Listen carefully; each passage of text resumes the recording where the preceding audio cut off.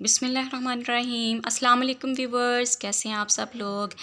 जी तो जनाब, आपके नेक्स्ट टॉपिक के साथ, नेक्स्ट वीडियो के साथ, नेक्स्ट लेसन के साथ आपके हाज़िर खिदमत हैं।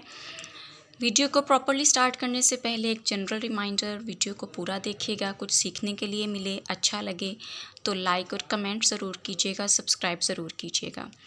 जी तो चलते हैं अपने टॉपिक की तरफ। आज का हमारा टॉपिक है न्यूक्लियस। आज से हमने सेल के जो ऑर्गेनेल्स हैं उनको स्टार्ट किया है, जिसमें आज हम फर्स्ट ऑर्गेनेल पढ़ेंगे न्यूक्लियस के बारे में। न्यूक्लियस को एक साइंटिस्ट जिसका नाम रॉबर्ट ब्राउन है, उन्होंने 1831 में डिस्कवर किया था। न्यूक्लियस सेल का ऐसा ऑर्गेनेल है जो कि सेल के बिल्कुल सेंटर में मौजूद होता है। जैसे कि हम देख पा रहे हैं कि ये एक डबल मेम्ब्रेन बाउंड ऑर्गेनेल है, एक ऐसा ऑर्गेनेल जो कि डबल मेम्ब्रेन में बंद होता है, डबल मेम्ब्रेन में लिपटा हुआ होता है।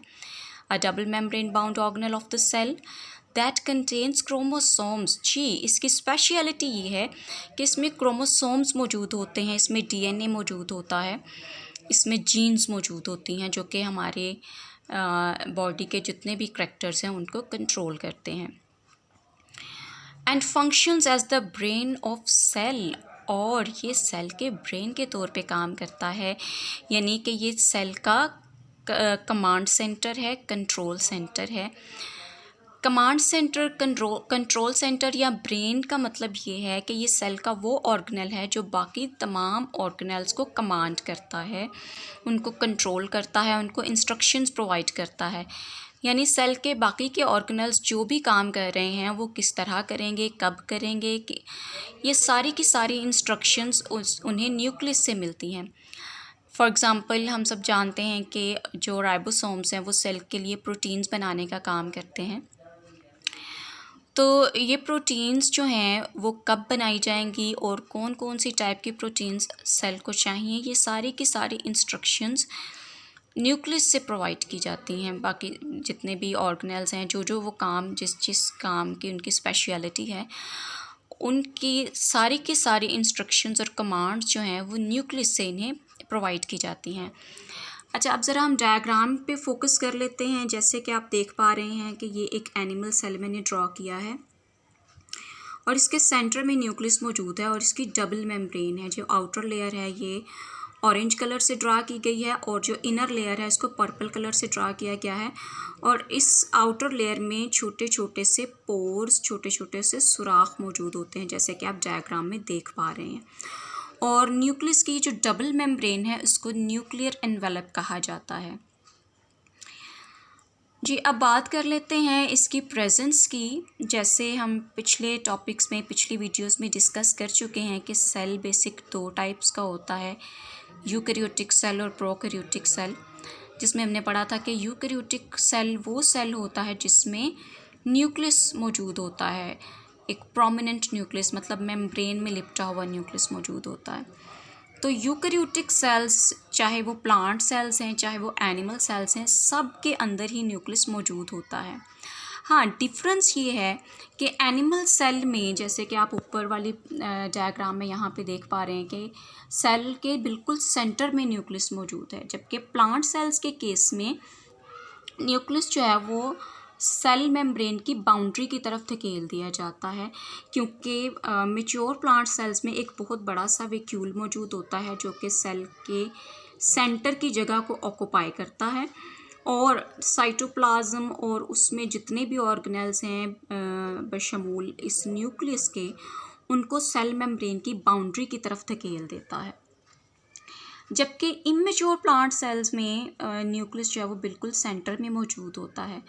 द रीज़न इज़ दैट कि जो इमेच्योर प्लांट सेल्स होते हैं उनमें वैक्यूल नहीं होता। वैक्यूल ना होने की वजह ये है कि जो मैच्योर प्लांट सेल्स होते हैं उनमें जो वेस्ट मटेरियल्स प्रोड्यूस हो रहे होते हैं। अब वैक्यूल का चूँकि बेसिक पर्पस वेस्ट मटेरियल्स को अपने अंदर स्टोर करना है और एक्स्ट्रा वाटर को अपने अंदर स्टोर करना है, इसलिए मैच्योर प्लांट सेल्स में वैक्यूल मौजूद होता है। जो इमेच्योर प्लांट सेल्स होते हैं इनमें वेस्ट मटेरियल्स प्रोड्यूस नहीं हो रहे होते, इनको एक्स्ट्रा अमाउंट ऑफ वाटर की ज़रूरत नहीं होती, जिस वजह से इमेच्योर प्लांट सेल्स में वैक्यूल नहीं होते। और वैक्यूल ना होने की वजह से न्यूक्लियस अपनी सेंट्रल पोजीशन को ऑक्यूपाई किए हुए होता है। जबकि मैच्योर प्लांट सेल्स में जो कि वेस्ट मटेरियल्स प्रोड्यूस हो रहे हैं, वैक्यूल आ जाएगा जो कि न्यूक्लियस को साइड की तरफ धकेल देगा। अब बात करते हैं इसके स्ट्रक्चर की। जैसे कि हम पहले पढ़ चुके हैं कि ये एक डबल मेम्ब्रेन में लिपटा हुआ ऑर्गेनेल है और इसकी मेम्ब्रेन भी सेमी परमिएबल होती है। सेमी परमिएबल मेम्ब्रेन के बारे में हम पिछले लेक्चर में पढ़ चुके हैं कि ये ऐसी मेम्ब्रेन होती है जिसमें से कुछ मटेरियल्स पास कर सकते हैं और बाकी के कुछ मटेरियल्स को सेल के अंदर या सेल के बाहर ही रोक लिया जाता है। और न्यूक्लियर मेम्ब्रेन सेमी परमिएबल होने की वजह यही पोर्स हैं जो हम यहाँ इस डायग्राम में देख चुके हैं कि इसमें ये पोर्स मौजूद होते हैं जिनको हम न्यूक्लियर पोर्स कहते हैं। इन्हीं पोर्स की वजह से ये सेमी परमिएबल मेम्ब्रेन कहलाती है और इन्हीं पोर्स में से जो भी मॉलिक्यूल्स हैं जैसे प्रोटीन्स हैं, जैसे आरएनए वगैरह है, ये न्यूक्लियस से अंदर और बाहर की तरफ मूव करते हैं। अब इसमें कौन कौन सी चीज़ें न्यूक्लियस के अंदर पाई जाती हैं, तो 3 जो है वो बेसिक कंपोनेंट्स इसके अंदर मौजूद होते हैं। नंबर 1 न्यूक्लियोप्लाज्म है, यानी ये एक लिक्विड है। जैसे साइटोप्लाज्म था वो तो लिक्विड तो नहीं था, वो तो एक जेल लाइक स्ट्रक्चर था। ये लिक्विड की तरह होता है और ग्रैन्युलर होता है। ग्रैन्युलर मतलब थोड़ा सा दानेदार सा, प्लेन नहीं होगा, क्योंकि इसमें राइबोसोम्स मौजूद होते हैं, तो राइबोसोम्स की वजह से ये ग्रैन्युलर लिक्विड होता है। और इसमें क्रोमोसोम्स भी मौजूद होते हैं, जैसे कि हम पहले भी पढ़ चुके हैं। क्रोमोसोम्स में डीएनए और जीन्स वगैरह मौजूद होती हैं।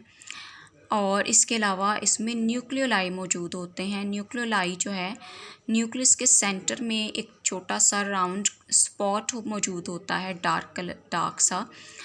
और ये वो जगह है जहाँ पे जो है राइबोसोम्स बन रहे होते हैं और वहाँ पे असेंबल हो रहे होते हैं। तो इसके स्ट्रक्चर में 3 कंपोनेंट्स हैं कि इसमें न्यूक्लियोप्लाज्म मौजूद होता है कि जो कि एक ग्रैन्युलर लिक्विड है, और इसमें क्रोमोसोम्स मौजूद होते हैं जिनके अंदर सारी की सारी इंस्ट्रक्शंस मौजूद होती हैं। इसके अलावा इनमें न्यूक्लियोलाई पाए जाते हैं।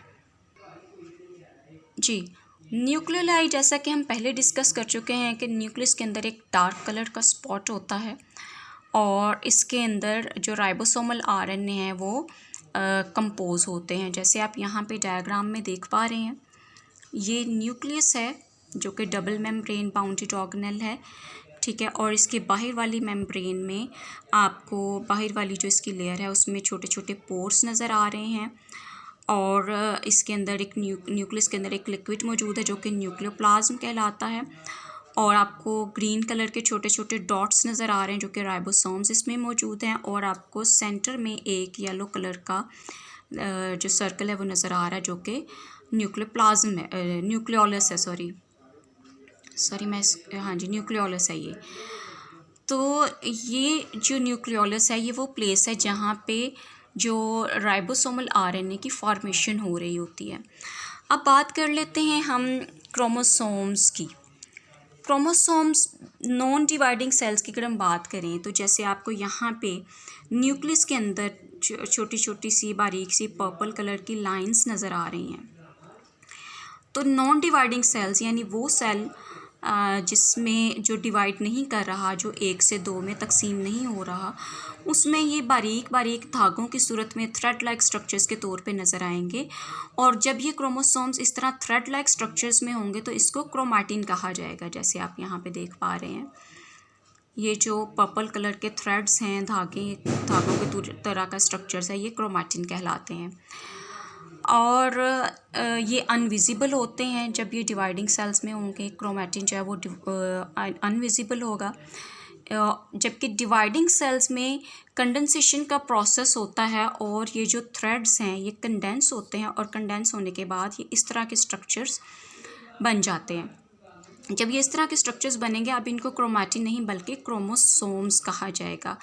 अब कंडेंसेशन के प्रोसेस की वजह से ये जो है विजिबल हो जाते हैं, तो ये सिर्फ़ और सिर्फ डिवाइडिंग सेल्स में होंगे, यानी जब जो है सेल जो है वो डिवाइड कर रहा होगा और ये क्रोमैटिन के जो थ्रेड्स हैं इनमें कंडेंसेशन का प्रोसेस होगा और ये इस तरह के स्ट्रक्चर्स बन जाएंगे जिनको क्रोमोसोम्स कहा जाएगा।